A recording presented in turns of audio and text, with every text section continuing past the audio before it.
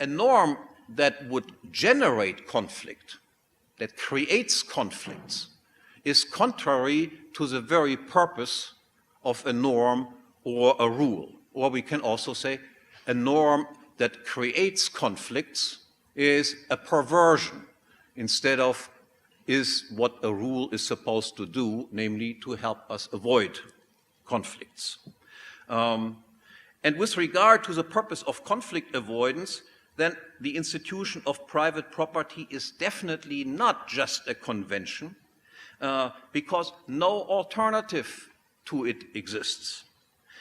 Only private or exclusive property makes it possible that all otherwise unavoidable conflicts can be avoided. And only the principle of property acquisition by acts of original appropriation, that is, of appropriating something that was previously unowned, makes it possible that conflicts can be avoided from the beginning of mankind on, so to speak, until its very end. Because the first appropriator of something did not involve anyone in any conflict. He was the first one. Nobody else was there. So the first appropriation of something as private property is a conflict-free way of transferring something was previously some external thing into something that is private property.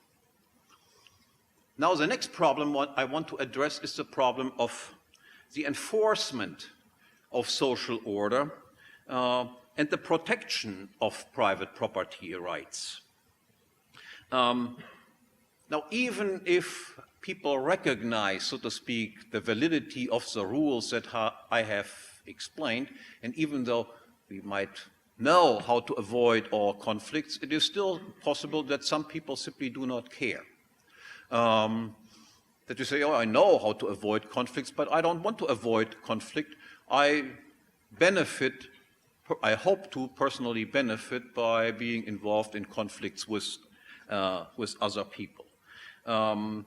So what every society needs is, of course, also institutions and mechanisms that enforce these rules, that deal with norm breakers, with rule breakers who simply do not behave in a civilized manner. How do we accomplish this task? That is, how do we deal with murderers and rapists and robbers and the normal criminal folks that we are all familiar with? Who is supposed to make sure that these people are brought to order?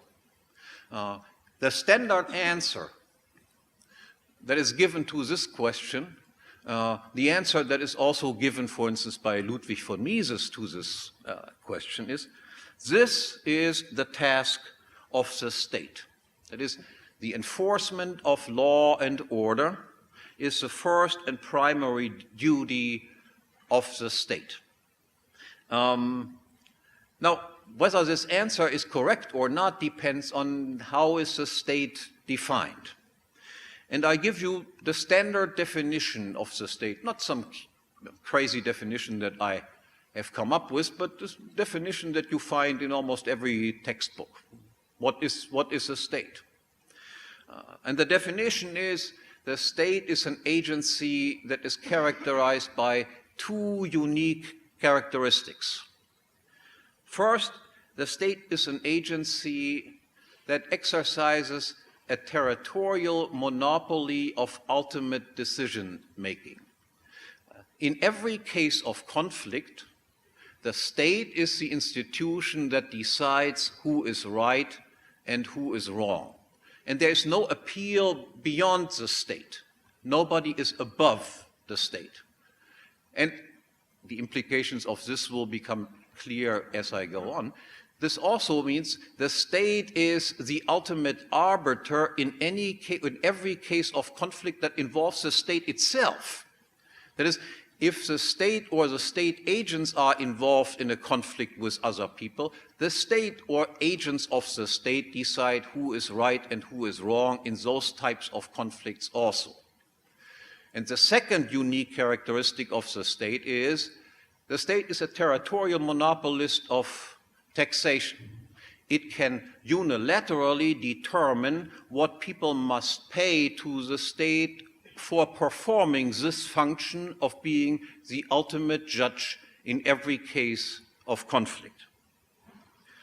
Now, as widespread as the standard view regarding the necessity of the institution of the state as a provider of law and order is, it stands in clear contradiction to elementary economic and moral laws and principles. Let me explain this quickly.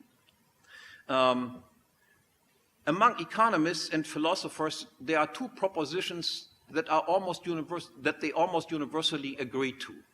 The first one is, every monopoly is bad from the viewpoint of consumers, not from the viewpoint of the producers. Every producer loves to be a monopolist. But from the viewpoint of consumers, monopolies are bad for the following reason.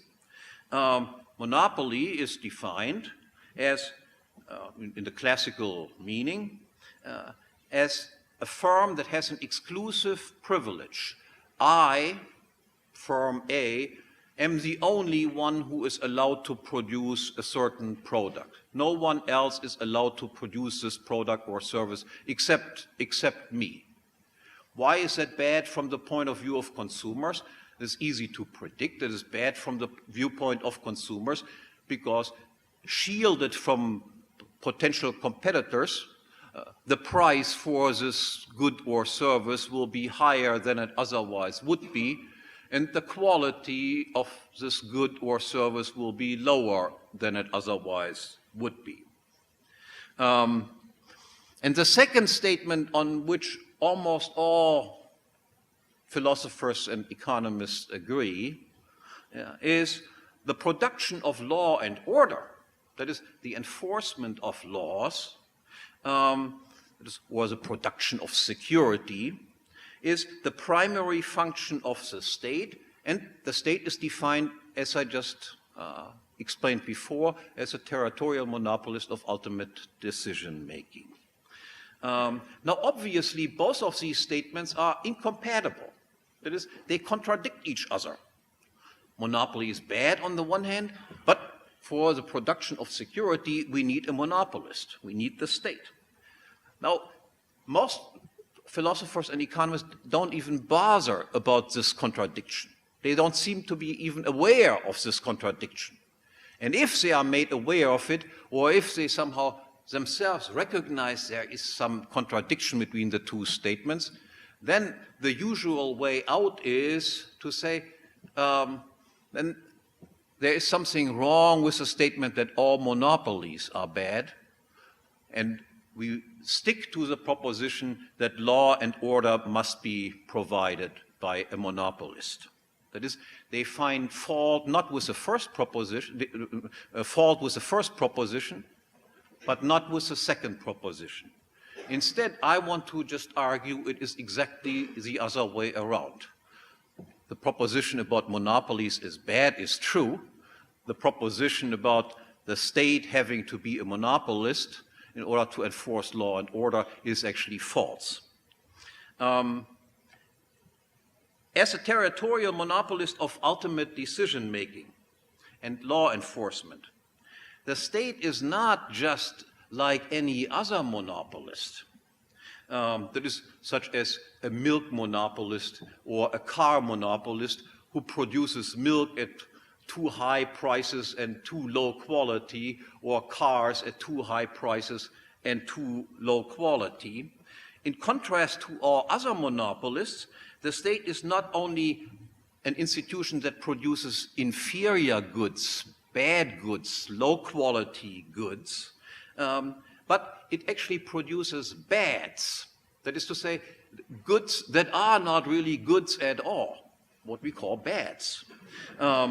In fact, the state must first produce bads, especially in the form of taxation, which are obviously not a good. I'm not screaming, come on, do me something good and take taxes from me. It's obviously not a good.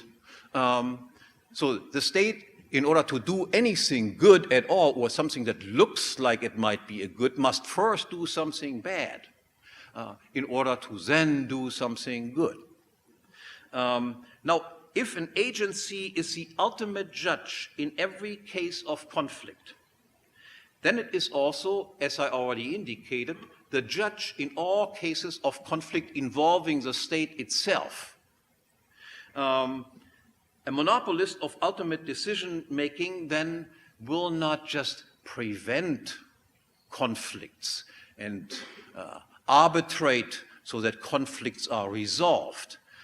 If you can decide who is right and wrong in every case, even in cases involving yourself, then you will provoke and cause conflicts, and then, of course, decide these conflicts in your own favor. To use a drastic example, I hit you on the head, then you complain that why did you hit me on the head? And then I say, okay, I'm the judge in this case, and I tell you that you looked at me in a very strange way, and I had the feeling that I had to hit you on the head. And now you have to just pay me also on top of it, because I made this very just verdict that you deserved to be hit on the head by myself. It should also be clear that constitutions or Supreme Courts or something like this do not change anything in this regard. Because Supreme Courts or constitutions need to be interpreted also. By whom are they interpreted? They are interpreted by employees of the same organization that caused the conflict in the first case, and it is of course predictable that they will by and large always decide in favor of the state itself. After all, they are agents of this agency themselves. What we can then predict is, instead of recognizing private property rights and laws that are eternally the same, states will substitute legislation for law. That is, they make the law. They make laws that say, it is all right if I hit you on the head sometimes. In addition, as the ultimate judge, the state is also a monopolist of taxation. That is, it can unilaterally determine, without the consent of those that are affected by it, what its subjects must pay for this service that the state, alleged service that the state provides.